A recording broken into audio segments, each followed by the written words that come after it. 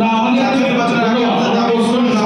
আমাদের ভাইদের মিটিং আছে, জাতীয় নির্বাচন ইনশাআল্লাহ প্রভাবিত হবে না, বরং আমাদের আন্দোলনের জন্য সংস্কার প্রস্তাবে গুরুত্বপূর্ণ ম্যাটেরিয়ালস গুলো কিন্তু ঐক্যমত্য কমিশন এবং গণভোটে ইনশাআল্লাহ যাচ্ছে। এটা আন্দোলনেরই ফসল, আর আন্দোলনের মধ্য দিয়ে আমরা মনে করি নির্বাচন প্রভাবিত হবে না, বরং নির্বাচনকে অবাধ, সুষ্ঠু, নিরপেক্ষ হওয়ার ক্ষেত্রে আমাদের এই আন্দোলন ভূমিকা রাখবে না।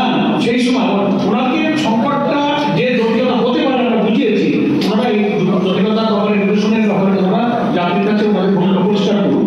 আমরা এমন আসতে জানা সম্ভব আপনি উনি যা বলেছেন আমরা 8 দল একই কথা ওনার জন্য প্রযোজ্য, এটা ভাই বলুন।